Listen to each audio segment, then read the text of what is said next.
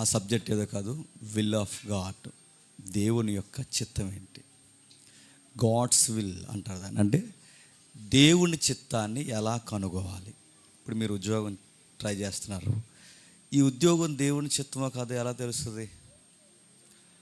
ఒక పెళ్లి చేసుకోవాలనుకుంటున్నారు, ఆ అబ్బాయినే చేసుకోవాలని ఎలా తెలుస్తుంది? లేదా ఈ అమ్మాయినే చేసుకోవాలని ఎలా తెలుస్తుంది? ఈ దేవుని చిత్తాన్ని కనుగొనడంలో విచిత్రమైన ప్రాక్టీసులు క్రిస్టియానిటీ తెర మీదకి తీసుకొచ్చింది. మరలా కొంచెం సున్నితమైన సబ్జెక్ట్ ఇది, కొంచెం జాగ్రత్తగా వినండి. ఎందుకంటే అనేకులకు విరుగుడు అవ్వకపోవచ్చు, నచ్చకపోవచ్చు. ఎందుకంటే ఇప్పటికే ఈ పద్ధతులను పాటిస్తున్న వాళ్ళు మన మధ్యలో కూడా ఉంటారు. దేవుని చిత్తం అంటే ఇలా కొనుగోవాలి, అలా కొనుగోవాలని రకరకాల పద్ధతులను పాటిస్తున్న వాళ్ళు ఉన్నారు. ఆ జాబితాలు ఎవరైనా ఉంటే కొంచెం జాగ్రత్తగా వింటాం. అతను దేవుని చిత్తాన్ని కనుగోవాలని ఈ వర్డ్ ఎక్కడి నుంచి స్టార్ట్ చేశారంటే, కొండ మీద ప్రసంగంలో ప్రభు అయిన యేసుక్రీస్తు వారు ఈ పదాన్ని చాలా పర్టికులర్గా ఉపయోగించాడు. ఆయన చూద్దాం, ఒకసారి చూద్దాం. మత్తయి సువార్త 6వ అధ్యాయం. జాగ్రత్తగా విందాం, అవుట్లైన్స్ మాట్లాడుకుందాం ఈరోజు. మత్తయి సువార్త 6వ అధ్యాయం 9వ వచనం. మత్తయి సువార్త 6వ అధ్యాయం 9వ వచనం.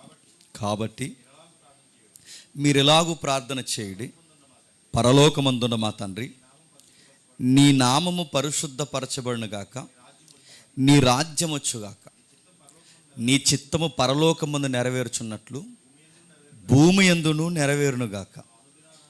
అక్కడి నుంచి ఆ పదం తీశారు. ఏంటంట?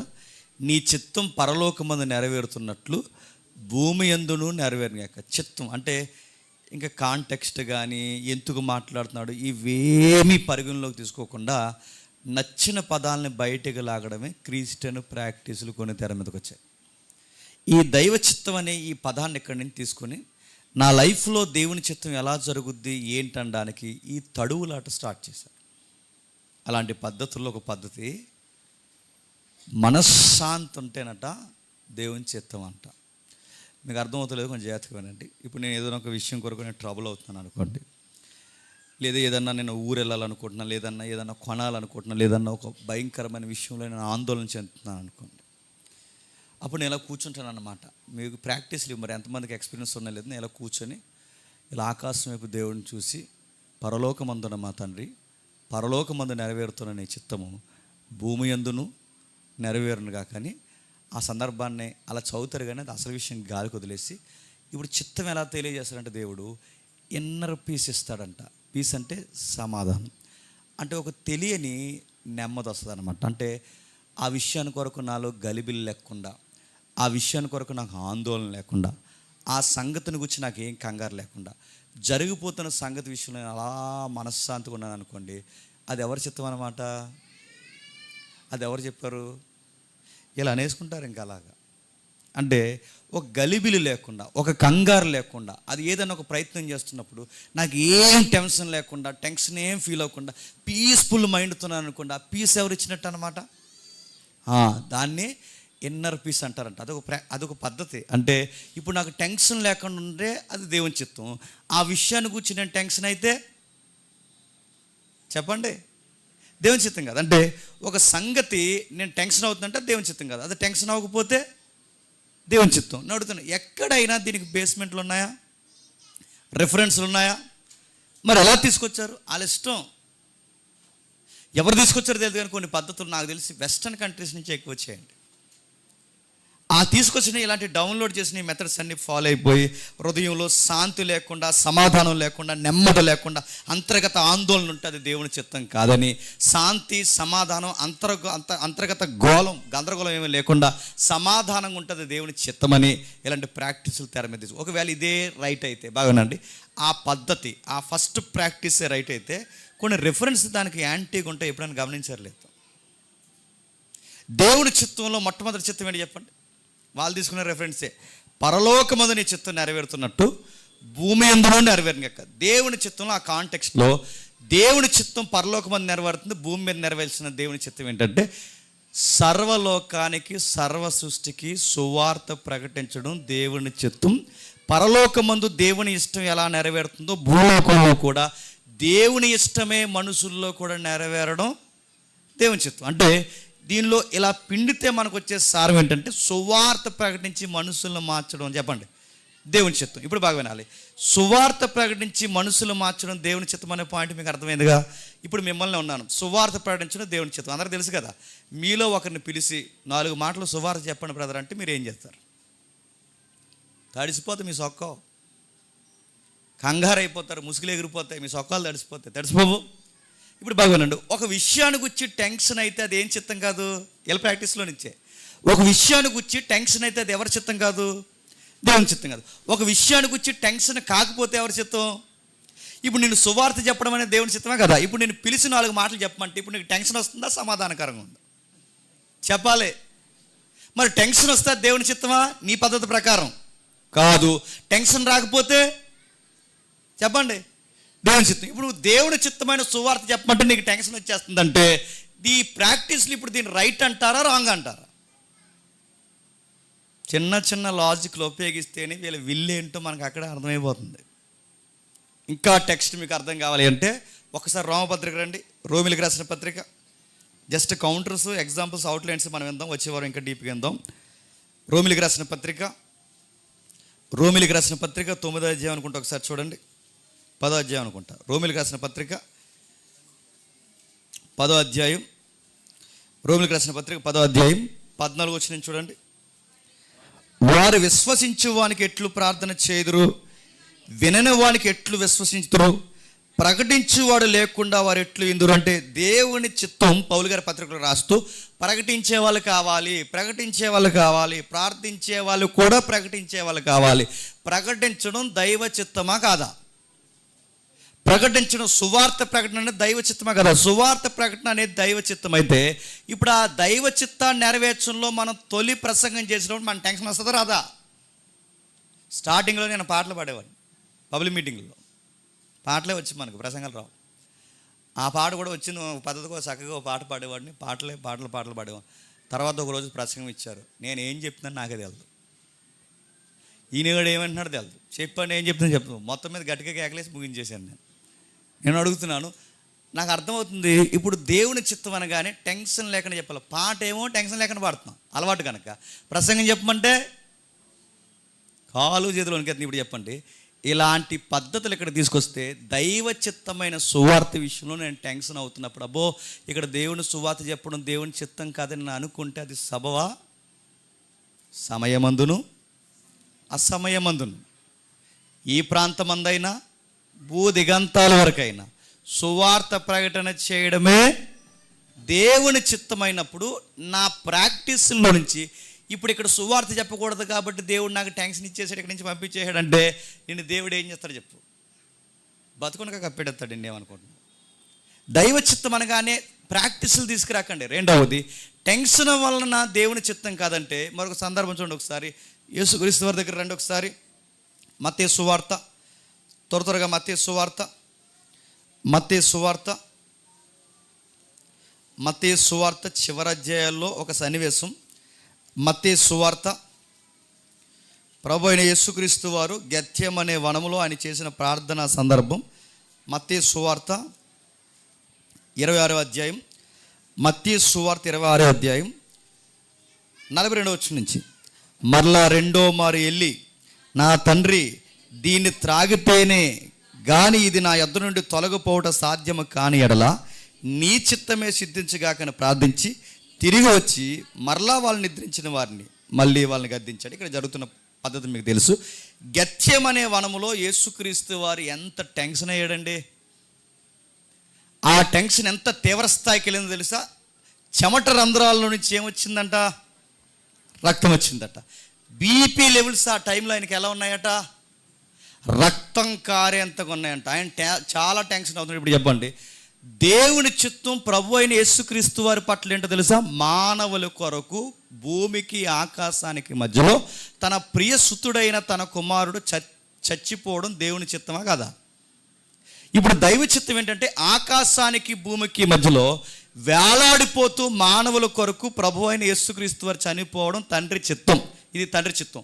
ఆ తండ్రి చిత్తం కొరకు యేసుక్రీస్తు వారు ఏమని ప్రార్థన చేస్తున్నారు? సాధ్యమైతే ఈ గిన్నె అంటే ఆ సిలువ గడియ నా యొద్ద నుంచి తొలగించు, అయినను అది నీ చిత్తమే గనక నీ చిత్తమే సిద్ధించుగాక. ఇప్పుడు ఆయన చిత్తాన్ని చేయడానికి సాక్షాత్తు యేసుక్రీస్తు వారే టెన్షన్ అవుతున్నాడు లేదా? ఆయన గుండెల్లో ఆందోళన ఉందా లేదా? ఆయన గుండెల్లో గాబరం ఉందా లేదా? ఆయన స్థితిగతులు టెన్షన్ లెవెల్స్ పెరిగిపోయే లేదా? ఇప్పుడు ఆ టెన్షన్ పెరిగిపోయింది కనుక ఇది తండ్రి చిత్తం కాదు కనుక నేను ఇంకా సిలువ కట్టాన్ని వాయిదా వేసుకుంటున్నానని ప్రభు అయిన యేసుక్రీస్తు వారు అన్నాడా? గెచ్చమని మనలో గుద్దెత్తాడు ఇలాగ అన్నావంటే మళ్ళీ చెప్తున్నాను. అలాంటి ప్రాక్టీసులు రెఫరెన్స్కి సరిపోతాయా? లేదు. మరి ఎలా వచ్చినాయి? God's will will of God, God's will of God, దేవుని చిత్తం దేవుని చిత్తం. నేను అడుగుతున్నాను, పదాలు బాగానే బట్టి పట్టారు. అసలు దేవుని చిత్తం అంటే తెలుసా? బస్సు త్వరగా వస్తే దేవుని చిత్తం, బస్సు త్వరగా రాకపోతే దేవుని చిత్తం. నేను ఇప్పుడు హైదరాబాద్ వెళ్ళాలంటే ఇప్పటికిప్పుడు ఫోన్ వస్తే నాకు హైదరాబాద్ వెళ్ళడానికి దేవుని చిత్తం, ఫోన్ రాకపోతే. నేను అడుగుతాను, ఎక్కడి నుంచి వచ్చారు వీళ్ళందరూనండి? ఎక్కడి నుంచి వచ్చారు? అక్కడి నుంచి వచ్చారు, ఇంకా మారలేదు. ఎక్కడి నుంచి? ఆ బయట ఉంటుంది చూసారా? అలా అనకరా, అలా అనకరా, అలా అంటే జరిగిపోద్ది. అలా అంటే ఏం బొంద ఏం జరిగిపోద్ది? నేను అంటాను సీఎంని అయిపోతానా? ఎమ్మెల్యే సీట్ ట్రై చేస్తాను, అయిపోతానా? అడుగుతాను ఎలా అయిపోతాను? అలా అంటే అయిపోతాను అడుగుతాను, ఎలా అయిపోతాయి? ఎందుకంటున్నాను ఈ అన్యుల పద్ధతులు దేవుళ్ళలోకి వచ్చారు కానీ ఇంకా పద్ధతులు అవే ప్రాక్టీసులు ఇంకా క్రైస్తవం చేస్తుందా లేదు చెప్పండి. దేవుని చిత్తం అయితే మనసులో నెమ్మది ఉంటుంది, దేవుని చిత్తం కాకపోతే మనసులో నెమ్మది ఉందంటే దేవుని క్రియలు చేస్తున్నప్పుడు అపోస్తులు టెన్షన్తో సువార్త ప్రకటించాలి లేదా? ఇక్కడ ప్రకటిస్తే తరిమేస్తే అక్కడ పోయారు, అక్కడ ప్రకటిస్తే తరిమేస్తే అక్కడ పోయారు, అక్కడ ప్రకటిస్తే అక్కడ రాళ్ళిచ్చి కొట్టారు. టెన్షన్లో కూడా దైవ చిత్తాన్ని నెరవేర్చలే చెప్పండి. టెన్షన్ ఉంటే దేవుని చిత్తం కాదు, టెన్షన్ లేకపోతే దేవుని చిత్తం అనే ఈ ఫస్ట్ ప్రాక్టీస్ మళ్ళీ చెప్తున్నాను, బిబిలికల్గా రాంగ్ ప్రాక్టీస్. ఎవరైనా ఇంట్లో ఉంటే ఈ ప్రాక్టీస్ని ఎవరైనా ఇప్పటివరకు కొనసాగిస్తే మీరు నన్ను తిట్టుకున్న పర్లేదు కానీ తప్పు అని మాత్రం మీ బైబిల్ మీద రాసుకోండి. నన్ను ఏమనుకున్నా పర్లేదు కానీ ఆ పద్ధతులు మాత్రం పాటించి మీరు తర్వాత బొచ్చు పీక్కోకండి. మళ్ళీ చెప్తున్నాను, ఉదాహరణ చెప్తాను వినండి. ఒక ఆవిడ పాస్టర్ గారిని అడిగింది సంబంధం, ఎన్ఆర్ఏ సంబంధం వచ్చిందనమాట. ఆ సంబంధం వచ్చినప్పుడు పాస్టర్ గారు ఇది దైవ చిత్తం అని నేను చాలా ప్రగాఢంగా విశ్వసిస్తున్నాను. నేను ప్రగాఢంగా విశ్వసిస్తాను, ఎందుకంటే మరి ఎన్ఆర్ఏ కదా, ప్రగాఢంగా విశ్వసిస్తున్నాను ఇది దేవుని చిత్తమే. ఎందుకంటే ఎక్కడో ఉన్న ఎస్తేర్ రాణిని ఎలాగైతే చూశారో ఎన్ఆర్ఐ నన్నే చూశాడంటే ఇది చాలా ప్రగాఢ విశ్వాసం అని నాకు అర్థమైంది. కాబట్టి పాస్టర్ గారు ఎలాగైనా సరే ఈ సంబంధం తొలగిపోకుండా ఇది స్థిరపరచబడి మీ ఇద్దరం ఒక్కటై అలాగా మేఘాల్లో ఫ్లైట్లో అలా యూఎస్ఏ వెళ్ళిపోయేలాగా ప్రార్థన, మీ గొప్ప ప్రార్థన విజ్ఞాపనలు పెట్టండి అంటే పాస్టర్ గారు అది కాదమ్మా, ఒకసారి ఎందుకు ఆ అబ్బాయి ఎలాంటి ఏంటో తెలుసుకో, ఎన్ఆర్ఐ అంత మాత్రం నమ్మేస్తా పెట్టి మంచి జాబు 1,50,000 శాలరీ ఉంటే వాడు బిబిలికల్గా ఎలా ఉంటాడో తెలియదు, వాడు ఇంటర్నల్గా ఎలా ఉంటాడో తెలియదు, తెలుసుకోవాలి కదమ్మా అంటే లేదు పాస్టర్ గారు నా సోల్ నాకు చెప్పేస్తున్నాను. సోల్ ఉంటుంది కదా లోపల, ఆ సోల్ నాకు చెప్పేస్తుంది పాస్టర్ గారు, నా ఆత్మ నన్ను చాలా గోజాడుతుంది, నా ఆత్మ పరిశుద్ధాత్మ కలిసిపోయారు, ఆ అబ్బాయే మీ అబ్బాయి అని నాకు చెప్పేశారు. ఇంకా ఏదోలాగా ప్రార్థన చేశాను పాస్టర్ గారు అంటే ఇంకా పాస్టర్ గారు తప్పగా మనసొప్పుగా సంఘ విశ్వాసాలు దైవజనుల సమాజంలో బిడ్డ కనుక ప్రార్థన చేశాడు. వాళ్ళకి దైవ చిత్తం అనుకుని పెళ్లి చేశారు. పెళ్ళైన 6 monthsకి రాపిడి స్టార్ట్ అయిపోయింది.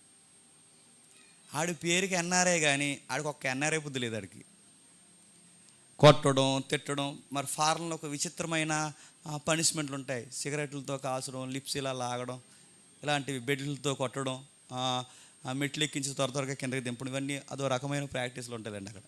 అలా కొడతారనమాట. ఐస్ మీద కూర్చోబెట్టడం, గ్యాస్ మీద ఇలా చేతులు ఎట్టడం, ఇవన్నీ ఆడు చేయిస్తుంటే అప్పుడు పాస్టర్ గారికి ఫోన్ చేసి అందంట, ఇదేంటి పాస్టర్ గారు దేవుని చిత్తం అనుకున్నాను కదా, ఈడేంటి నన్ను ఇలా సిగరెట్లతో కాల్చేస్తున్నాడు, ఇది దేవుని చిత్తం అని అంటే అప్పుడు అన్నారు పాస్టర్ గారు, ఈ దేవుని చిత్తం అని నువ్వన్నావు తప్ప చెప్పమ్మా, దేవుడు అన్నాడమ్మా నీ ఎన్ఆర్ఐతో నువ్వు ఎల్లకాలము అలాగే వర్ధిల్లును గాక అన్నాడు. ఇప్పుడు చెప్పండి, నేను అడుగుతాను దేవుని చిత్తం అని, మీ చిత్తాన్ని దేవుని చిత్తం అనడం దేవుని చిత్తము కాదు. మీ ఇష్టాలు దేవుని ఇష్టాలు అనుకోవడం దేవుని ఇష్టాలు కాదు. దానికి రెఫరెన్స్ సరిపోవాలి. బిబిలికల్గా మీ ఉద్దేశాలకి వాక్యాలు ఆధారాలు ఉండాలి. అలా లేకపోతే మళ్ళీ చెప్తున్నాను, మీరు ఎన్ని ప్రాక్టీసులు చేసినా దైవ చిత్తం అని మాత్రం దాన్ని ధృవీకరించుకోవడం, మిమ్మల్ని మీరే మోసం చేసుకోవడం అవుతుంది. రెండవది, మొదటి పద్ధతి మనశ్శాంతి నెమ్మది ఉంటే దైవ చిత్తం, మనశ్శాంతి నెమ్మది లేకపోతే దైవ చిత్తం కాదు. ఒకవేళ అది దైవ చిత్తం అయితే సువార్త ప్రకటిస్తున్నప్పుడు మన టెన్షన్ వస్తే చెప్పండి, అది దైవ చిత్తం కాదనడానికి లేదు. ఆ రిఫరెన్స్ మనల్ని అడ్డగిస్తుంది.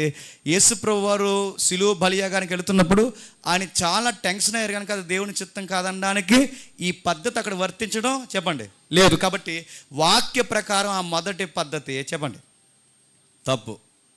ఇక రెండో పద్ధతి ఉంది. రెండో పద్ధతి ఏంటంటే ఇది ఒక విచిత్రమైన పద్ధతి. విచిత్రమైన పద్ధతి ఏంటంటే ఇలా వాక్యాలు చదువుతారు. దీన్ని ఫింగర్ ప్రింట్ రెఫరెన్స్ పద్ధతి అంటారు. అంటే నా ఫింగర్ ఇలా వెళ్ళిపోద్ది అనమాట. వాక్యం చదువుతున్నప్పుడు ఇలాగ వెళ్ళిపోయి ఇలా చూసుకుని ఇలాగట్టి ఈ ఫింగర్ ప్రింట్ రిఫరెన్స్ అనమాట.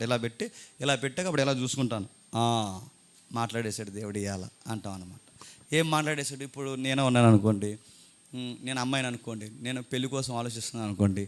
ఇప్పుడు దేవుడు చెప్తాడు, ఇప్పుడు దేవుడిని అడుగుతున్నాను నేను వాక్యంలోంచి, మరి వాక్యంలోంచి దేవుడు మాట్లాడాలనగా ఫింగర్ ప్రింట్ రిఫరెన్స్ పద్ధతి అనమాట. ఇది ఏం చేస్తా అంటే నా ఫింగర్ ఇక్కడ పెట్టి దేవుడు ఇప్పుడు నాకు ఈరోజు అంటే డైలీ నేను చదివే ఒక వర్సెస్ ఉంటుంది. మత్తయి సువార్త, మార్కు సువార్త ఇలా చదువుతూ అలా బైబిల్ స్టడీలో అలా చదువుతున్నప్పుడు ఇప్పుడు యోహాను సువార్త 3వ అధ్యాయం దగ్గర ఉన్నాను అనుకోండి.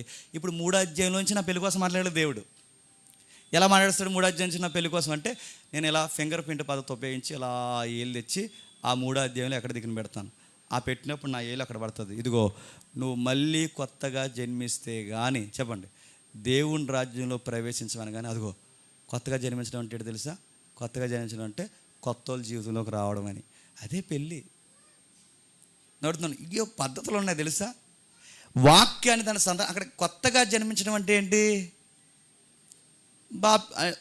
ఆత్మీయంగా అభివృద్ధి పొంది పరిశుద్ధాత్మలో జన్మించే ఒక ఆత్మీయ బాప్టిజ కార్యక్రమాన్ని గురించి కదా అక్కడ చెప్పేది.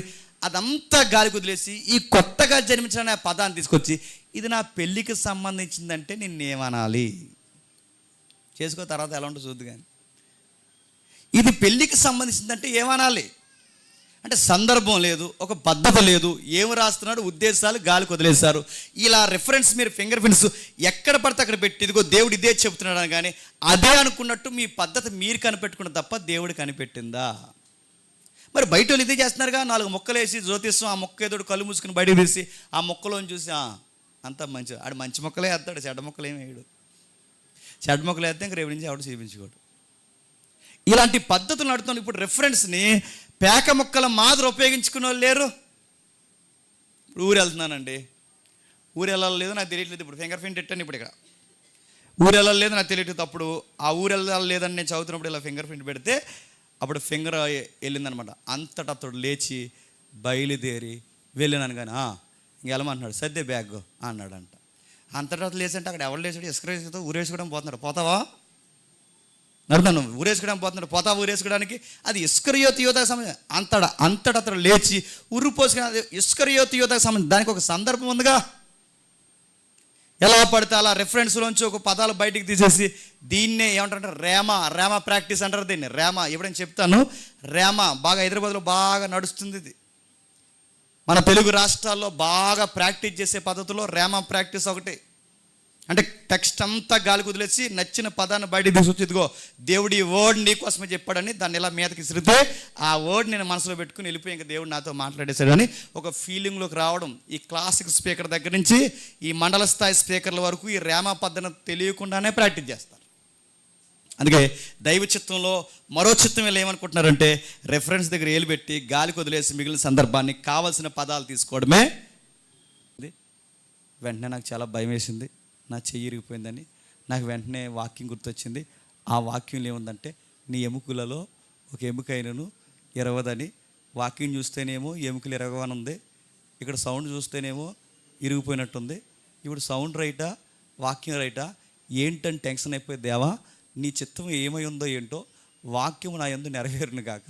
కాబట్టి నీ ఎముకలలో ఒక ఎముకైన ఇరవదన్నో ఇక్కడేమో ఆటోడు గుద్దేసి వెళ్ళిపోయి టకాలం సౌండ్ వచ్చింది.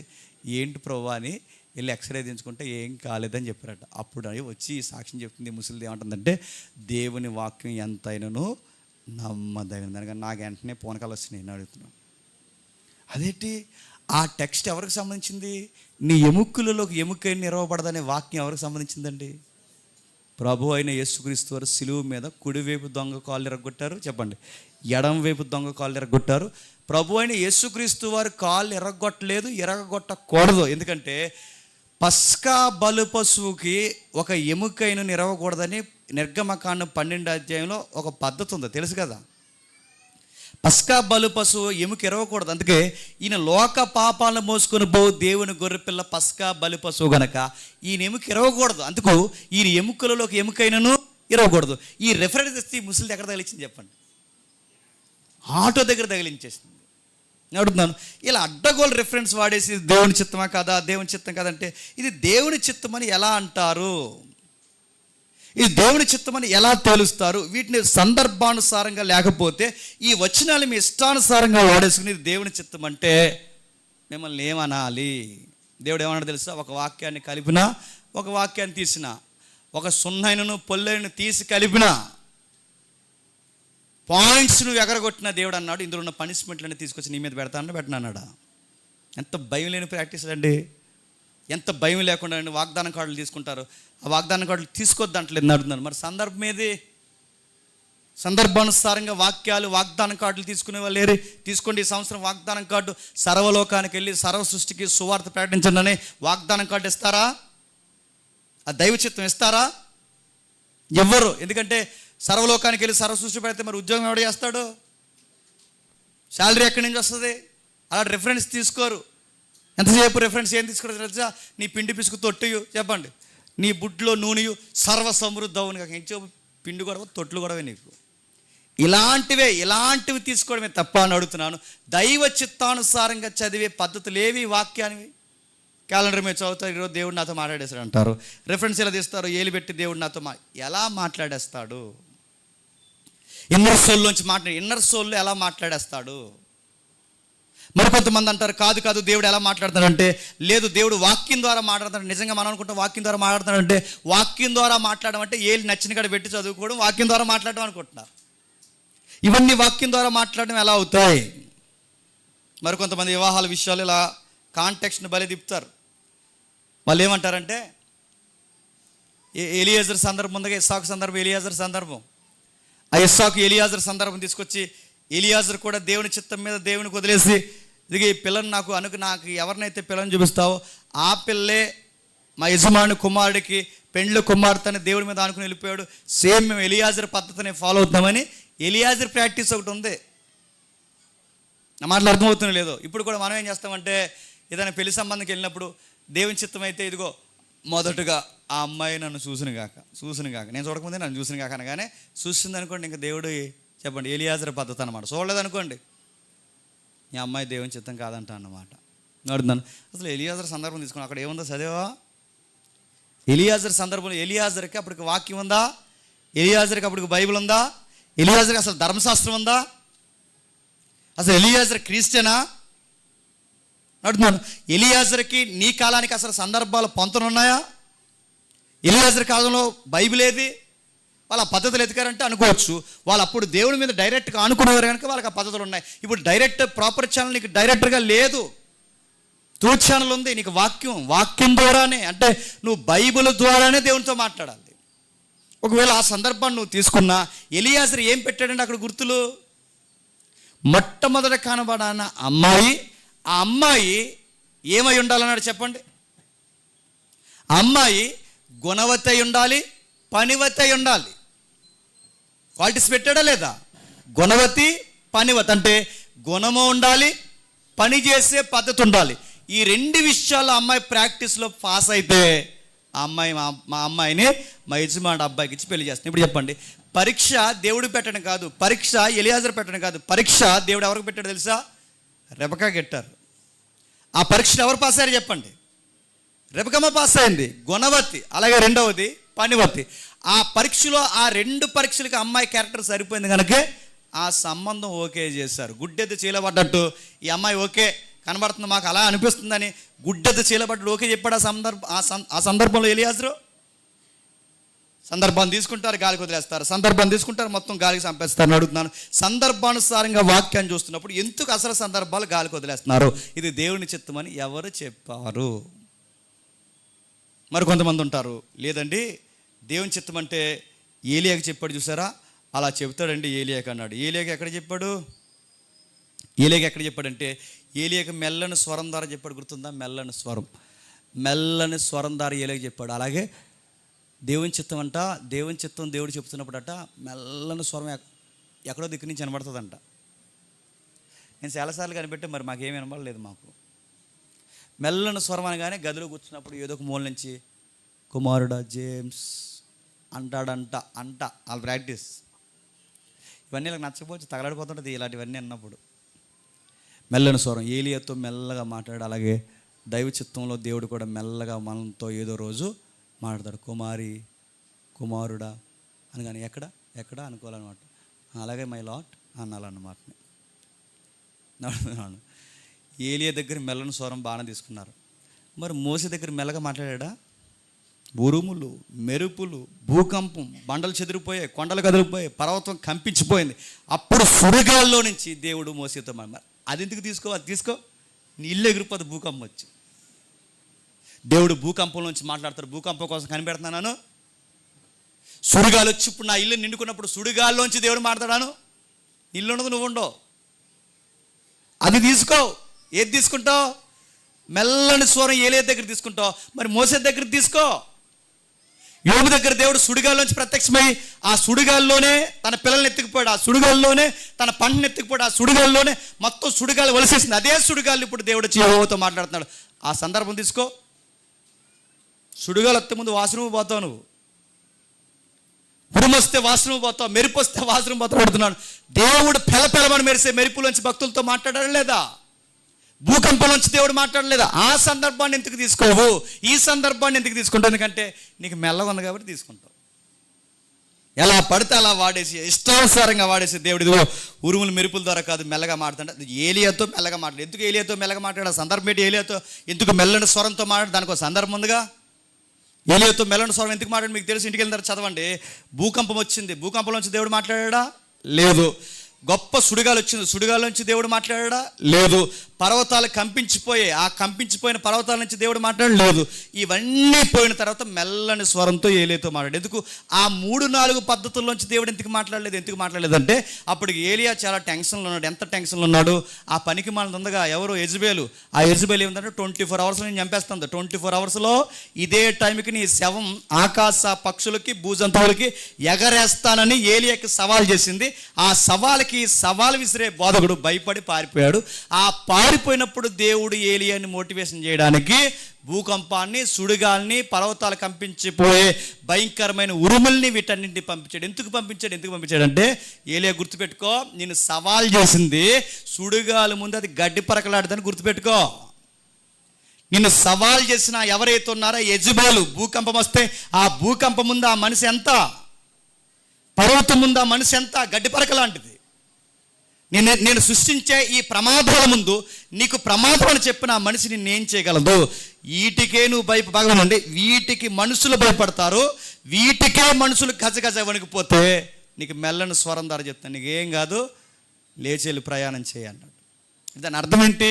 ప్రకృతి బీభత్సం జరిగితే నేను సవాల్ చేసిన వాళ్ళు కూడా నిలబడలేరు అని ఆ పరిస్థితుల్లో ఏలియా గారికి దేవుడు భూకంపం, సుడిగాలి ద్వారా యెజబెలు కన్నా నేను బలవంతున్నని తనను తాను ఏలియాకి మరొకసారి ప్రత్యక్షపరచుకోవడానికి దేవుడు ఆ పద్ధతిని ఉపయోగించాడే తప్ప మెల్లని స్వరం ద్వారా దేవుడు మాట్లాడుతాడన్న పద్ధతిని అక్కడి నుంచి తీసుకుంటామని దేవుడు అక్కడ రాయించలేదు. మరో పద్ధతి ఉంది. ఇది పూర్తిగా అన్యుల పద్ధతి. నేను ఈరోజు ముగిస్తాను, వచ్చేవారు మాట్లాడతాను. ఇది పూర్తిగా అన్యుల పద్ధతి అనడానికి గిద్యోను పద్ధతి తీసుకుంటారు. గిద్యోను పద్ధతి తెలుసుగా. గిద్యోను పద్ధతి ఏంటంటే దేవుడు ఒక కార్యక్రమాన్ని చేయమంటాడు.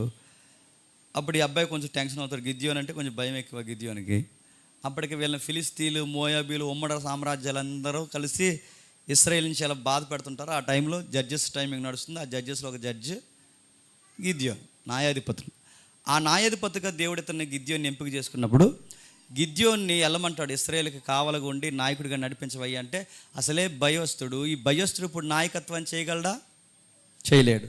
అప్పుడు లేదు ప్రభువా నువ్వు చెప్పిందే జరుగుద్దంటానికి నాకు ఏమైనా గుర్తులు ఉన్నాయంటే అప్పుడు గిద్యోనికి దేవుడు చెప్తాడు, గుర్తులు ఉన్నాయి ప్రభువా అని అన్నప్పుడు గిద్యోని అడుగుతాడు. ఏమని అడుగుతాడంటే, ఇదిగో నేను ఒక గొర్రెబొచ్చు చేస్తున్నాను, ఆ గొర్రెబొచ్చు తడిసిపోతే నీ చిత్తం, తడవకపోతే నీ చిత్తం కాదు. అలాగే చుట్టూ తడిసిపోయి గొర్రెబొచ్చు తడవకపోతే నీ చిత్తం, తడవకుండా ఉంటే అదే తడిసిపోతే నీ చిత్తం, తడవకుండా ఉంటే 2 ప్రాక్టీసులు పెట్టాడు ఆపోజిట్గా, అది పెట్టాడు ఇది పెట్టాడు. తడిసిపోయి అంటే మొత్తం గొర్రెబొచ్చు మాత్రమే తడిసి మొత్తం తడవకుండా పొడుగుంటే నీ చిత్తం. 2వ ప్రాక్టీస్లో గొర్రెబొచ్చు మాత్రమే తడవకుండా మొత్తం మంచు పడిపోయి గొర్రెబొచ్చు పొడుగు ఉంటే నీ చిత్తం. ఈ 2 పెట్టాడు ఎవరు?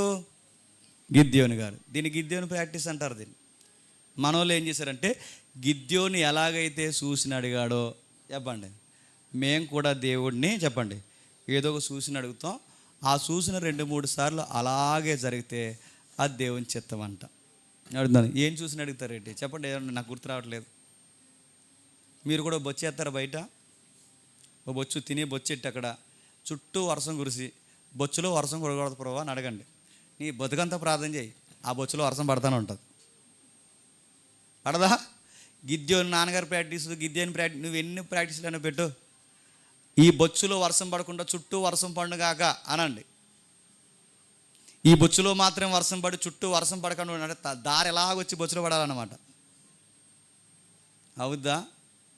అదొక ప్యాగన్ ప్రాక్టీస్. ఎందుకు చెప్పనా, గిద్యోను అప్పటి వరకు మోయాబీల అమోనీల దేవతలను ఆరాధించాడు తెలుసుగా. అప్పుడే దేవుళ్ళలోకి వచ్చిన పొడి భక్తుడు ఆయన. ఇది చాలామందికి నచ్చకపోవచ్చు. అప్పుడే పూర్తిగా సంపూర్ణంగా దేవుడిని తెలుసుకోలేని గిద్యోను ఇంకా ఏ ప్రాక్టీస్లు ఉండిపోయాడు చెప్పండి. ఆ పద్ధతులు ఇచ్చి ఎవరి దగ్గర ఉపయోగిస్తున్నాడు చెప్పండి. అప్పటికి ఆయనకి చెప్పే టైం కాదు, సబ్జెక్ట్ అప్పటికి గిద్యోనికి ఎక్కదు కనుక దేవుడు గిద్యోను కోరుకున్నట్టు జరిగించాడే తప్ప, బాగా వినండి, నిజానికి ఆ పద్ధతి యెహోవా పద్ధతి కాదు. ఆ పద్ధతి ఎక్కడ చెప్పండి? అన్యుల పద్ధతి తీసుకొచ్చి ఎక్కడికి వెళ్ళిపోయి చెప్పండి. ఎమర్జెన్సీ ఇష్యూ కనుక దేవుడు ఆ టైంలో గిద్యోనుతో అలా మాట్లాడాడు. కానీ ఎప్పటికీ గిద్యోను ప్రాక్టీస్ తీసుకొచ్చి, దేవా నాతో మాట్లాడు ప్రవ్వా, మాట్లాడు ప్రవ్వా, మాట్లాడు ప్రవ్వా అంటే దేవుడు అంటాడు, మాట్లాడను, ఆల్రెడీ మాట్లాడాల్సినవన్నీ మాట్లాడేశాను. ఎక్కడ మాట్లాడావు ప్రవ్వా, ఎలా మాట్లాడావు ప్రవ్వా అని అడిగితే దేవుడు అన్నాడు 66 పుస్తకాల్లో మాట్లాడాను. నేను చివరికి ఒక మాట చెప్పి నేను ముగిస్తున్నాను. ఎలా మాట్లాడావు ప్రవ్వా అంటే, నా లైఫ్లో ఏదో జరిగింది, ఇప్పుడు దేవుడు నాతో మాట్లాడాలి. ఎలా మాట్లాడతాడు నా లైఫ్లో? నీ లైఫ్లో ఏదో జరిగింది, దేవుడు నీతో మాట్లాడాలి. ఎలా మాట్లాడతాడు? మెల్లని స్వరమా? ఆ విషయాలు నమ్మొద్దు. ఎందుకంటే ఏలే దగ్గర మెల్లని స్వరం ఉంది, మోసే దగ్గర ఉరుముల్లోని స్వరం ఉంది. లేదు ఫింగర్ ప్రింట్ ప్రాక్టీసా? అది నమ్మొద్దు. ఎందుకంటే అది బయట జ్యోతిష్యం చూసి చేసేవాళ్ళు చేసే పద్ధతులు అవి. లేదు ఇన్నర్ సోల్లో తెలియని ఒక పీస్ వస్తుంది అంటారా? అది నమ్మొద్దు. ఎందుకంటే ప్రభు అయిన యేసుక్రీస్తు వారి గెత్సేమనే వనంలో చాలా టెన్షన్ అయ్యాడు. మరి దేవుడు ఎలా మాట్లాడతాడు నా లైఫ్లో అంటే, ఈ వాక్యం ద్వారా మాట్లాడతాడు. ఎలా మాట్లాడతాడంటే ఇలా గట్టి కాదు. ఎలా మాట్లాడతాడంటే, నా లైఫ్లో ఏదో ఒక బాధ ఉంది, చెప్పుకోలేని సమస్య ఉంది, నాకు ఏదో ఒక అన్యాయం జరిగింది. ఆ జరిగినప్పుడు దేవుడు నాతో ఎలా మాట్లాడతాడంటే, నాలాగే ఇలాంటి బాధలు పడిన వాళ్ళు ఆల్రెడీ బైబిల్లో ఎవరో ఉంటారు. సంసారంలో మీరు బాధపడుతున్నారు అనుకోండి, మీలాగే సంసారంలో బాధలు పడిన తల్లి ఎవరో బైబిల్లో ఉంటారు. లేదా అన్నా లేదా? నాలా బాధలు పడి ఇబ్బందులు పడిన మనుషులు బైబిల్లో లేరా? అంటే నాకన్నా ముందు ఇలాంటి బాధలు పడిన వారు బైబిల్లో ఉన్నారు. వాళ్ళని మన గురించి రాయించాడు.